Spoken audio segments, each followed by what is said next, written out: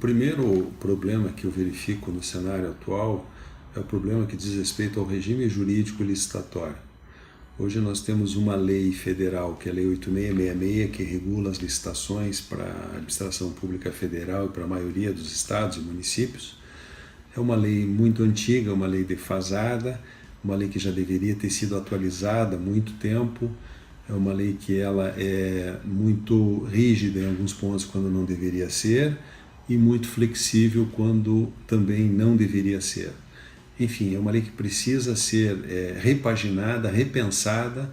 E também um outro problema que nós verificamos no cenário atual hoje é que, especialmente no âmbito federal, nós temos uma verdadeira colcha de retalhos no que diz respeito ao regime jurídico das licitações e das contratações públicas. Explicando melhor, ocorre que no âmbito federal nós temos a Lei 8.666, nós temos uma Lei 12.232 que regula as licitações para serviços de publicidade, nós temos uma lei do pregão, que é a Lei 10.520, nós temos a lei do RDC, enfim, isto sem contar os inúmeros decretos federais, as instruções normativas, as portarias baixadas pelos ministérios federais, enfim, é uma verdadeira colcha de retalhos. Aquele servidor federal que tem por incumbência no seu cotidiano aplicar a lei, ele obrigatoriamente deve compulsar diariamente uma série de diplomas legais para que não incorra em eventuais ilegalidades e possa eventualmente ser responsabilizado pelos órgãos de controle. Então este é um problema hoje crucial que eu vejo no cenário das licitações públicas. É o problema que diz respeito ao regime jurídico. Ele precisa ser repensado, ele precisa ser atualizado e, sobretudo, eu defendo a ideia de que nós precisamos ter um código de licitações e contratos, um código único que se aplique a toda a administração pública federal e que a União, neste código único, estabeleça normas gerais de observância obrigatória por estados e municípios.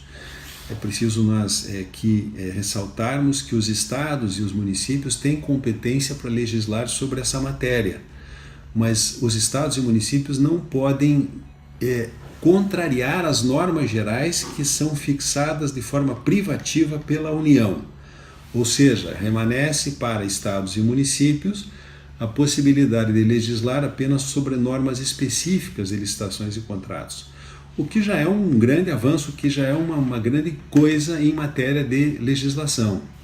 Ocorre que estados e municípios, eles não têm iniciativa, não sei por que razão, não optaram por ter leis próprias de licitações e contratos. A maioria dos estados e a maioria dos municípios brasileiros segue, portanto, a Lei 8.666 e a legislação federal, por não terem, não legislarem sobre este tema tão importante para a administração pública, que é o tema das licitações e das contratações. Nós temos, a bem da verdade, alguns pouquíssimos estados que optaram por ter leis próprias de licitações e contratos.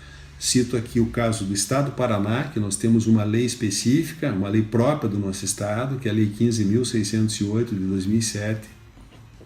Temos também o estado da Bahia, que tem uma lei própria de licitações e contratos, o estado de Sergipe e o estado de Goiás. Estas unidades da federação têm a sua legislação própria de licitações e contratos, um pouco melhor, eu diria, não o desejável, mas um pouco melhor do que a Lei 8.666. A maioria das pessoas políticas que integram a nossa federação, ou seja, estados e outros municípios da nossa federação, continuam seguindo a legislação federal, a Lei 8.666. Esse é o grande problema que eu vejo hoje no atual cenário das licitações e contratações públicas. Com relação ao problema hoje que nós vivenciamos muito em todas as esferas governamentais, que é o problema das obras inacabadas, eu vejo este problema sobre alguns aspectos. O primeiro deles, a má escolha do vencedor na licitação. A escolha foi mal feita. Esse é um problema que pode ocasionar na paralisação da obra. Ou seja, se a licitação se o edital de uma licitação é mal feito, se a licitação é mal conduzida na fase de julgamento, especialmente na fase de julgamento de habilitação, e é eleito vencedor um particular que não tem capacidade técnica, que muitas vezes não tem capacidade econômica para enfrentar aquele contrato específico, certamente aquela obra vai sofrer uma interrupção e o prejuízo para os cofres públicos vai ser grande. Então este é um ponto, é um problema que eu verifico com relação às obras inacabadas. O outro problema que diz respeito também a obras inacabadas é quando a precificação da obra, lá na fase da licitação, ela é mal feita. Mal feita, às vezes, por equívoco da administração pública ou, muitas vezes, até propositadamente, a precificação é feita de forma muito abaixo da realidade de mercado, isto já, de certa forma, com um conluio entre os licitantes, elege-se um vencedor e depois, na execução do contrato, muitas vezes, são celebrados termos aditivos para promover reequilíbrios econômicos financeiros nos contratos, quando, na verdade, os preços lá na licitação já estavam subestimados. Então, quando esses aditivos, muitas vezes, durante a execução do contrato, eles não são feitos, a empresa vencedora, a empresa contratada, ela não tem fôlego suficiente para tocar o contrato até o final, e isto acaba ocasionando uma paralisação também naquela obra e um prejuízo, evidentemente, para o interesse público. Então, estes são os dois problemas maiores que eu vejo com relação às obras paralisadas.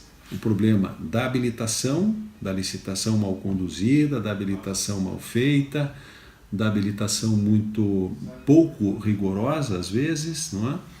E o problema dos aditivos que muitas vezes não são feitos em face de preços inexequíveis já na licitação, os aditivos não são feitos e as obras acabam sendo paralisadas.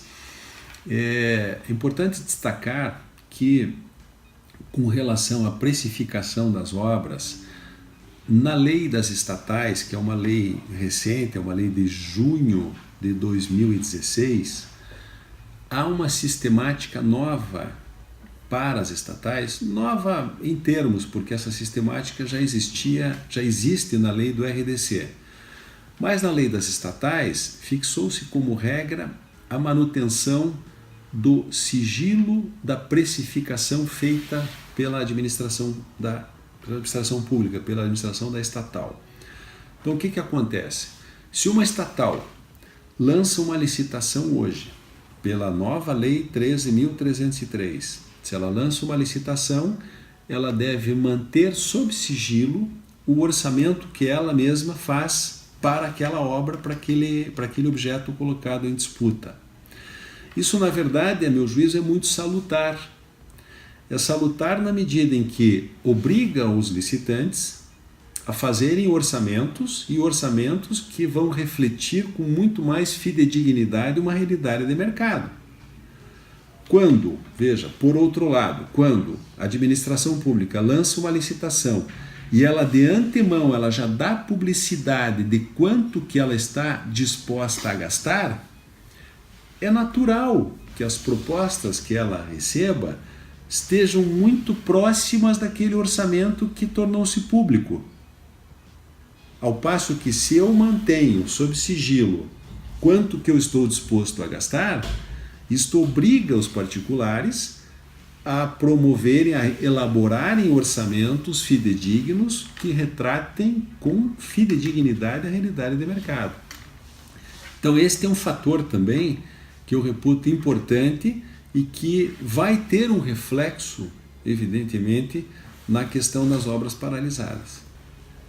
A solução para todos esses problemas que eu estou colocando aqui para vocês hoje, a solução é uma legislação transparente, uma legislação moderna, uma legislação eficaz, mas, sobretudo, uma mudança de cultura. Isto é fundamental, é de fundamental importância a mudança de cultura. Nós temos que pensar que o dinheiro público é do público, que os agentes públicos estão para servir o público e não se servir do público. É muito diferente isso. Nós precisamos pensar que cada centavo roubado, fruto da corrupção, é uma vida que se tira em razão de remédios que se deixam de colocar nos hospitais, é uma vida que se tira em razão de recursos que podem ser investidos na segurança pública. Então, só a mudança da legislação não basta. Nós precisamos incutir uma cultura diferente aqui no Brasil, que é a cultura de que a coisa pública tem dono, a coisa pública é do povo. Nesses estados que optaram por ter legislação própria, estas leis locais, eu cito aqui um exemplo que facilitou e agilizou muito o processo licitatório nesses estados, que é a inversão das fases no processo licitatório. Para que vocês todos tenham a compreensão do que eu quero transmitir, vamos a um exemplo prático. Uma concorrência pública. Numa concorrência pública, nos moldes da Lei 8.666, que é a lei federal, a primeira etapa, o primeiro envelope a ser aberto é o envelope dos documentos de habilitação. Só depois de resolvidas todas as questões relativas à habilitação é que se abre o envelope com as propostas de preços. Então, nesta modelagem da 8666, o que acontece? Na fase de habilitação, que é a fase de documentos de habilitação, há uma guerra muito grande, eu diria, uma guerra jurídica em face de recursos, de judicialização. Por quê? Porque os licitantes tentam, de todas as formas, alijar da competição os seus concorrentes. E isto acaba alongando muito mais o processo licitatório. Esta é a sistemática da Lei 8.666. Agora veja, na sistemática da Lei Paranaense de Licitações e Contratos, esta mesma concorrência, o primeiro envelope a ser aberto é o envelope contendo as propostas de preços. Então já se sabe de antemão aquele que tem a melhor proposta, que será o primeiro classificado, e em seguida o envelope a ser aberto é o de habilitação apenas dos 3 primeiros classificados na nossa concorrência aqui no estado do Paraná. Então, esta modelagem paranaense, ela dá celeridade, ela dá agilidade ao processo licitatório. Por quê? Porque evita-se aquelas guerras, aquelas disputas intermináveis na fase de habilitação, lá na 8666, conforme eu exemplifiquei a vocês. O maior desafio que eu vejo hoje, conforme eu disse a vocês, é nós termos uma legislação mais moderna, uma legislação atual, uma legislação que propicie transparência ao processo licitatório. Agora, no atual cenário brasileiro, apenas esta legislação moderna, atual, transparente, não é suficiente. Lamentavelmente não é suficiente. O que nós precisamos aqui mudar no Brasil é a cultura de se levar vantagem em tudo, é a cultura de que a coisa pública não pertence a ninguém, é a cultura de sempre roubar o dinheiro público, porque o dinheiro público não é de ninguém. Isto precisa ser mudado.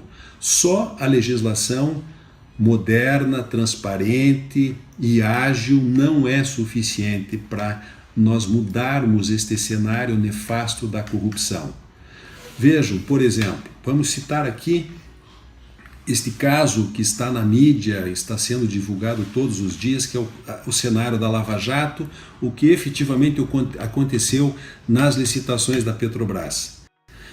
O que aconteceu naqueles casos da Petrobras? As empresas formaram um cartel, formaram um grupo e combinavam previamente entre eles quem seria o vencedor das licitações da Petrobras. Então, não resolveria absolutamente nada nós termos uma legislação boa, eficiente e transparente se esta cultura do cartel e da corrupção continuar impregnada na administração pública brasileira. O que precisa ser mudado também é esta cultura da corrupção. Hoje tramita, já passou pelo Senado Federal um projeto de lei, o PLS 559/2013, passou pelo Senado Federal e agora está na Câmara de Deputados para ser apreciado. Esse projeto ele contém alguns avanços, algumas melhorias, mas me parece que ainda não é o suficiente para nós termos uma legislação adequada.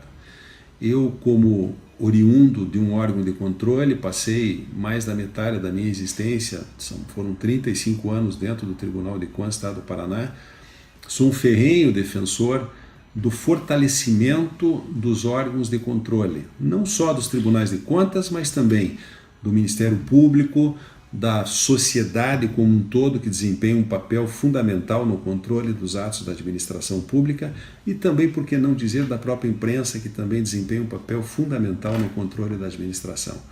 E este projeto 559, a maior crítica que eu faço a ele é o enfraquecimento do controle externo levado a efeito pelos tribunais de contas.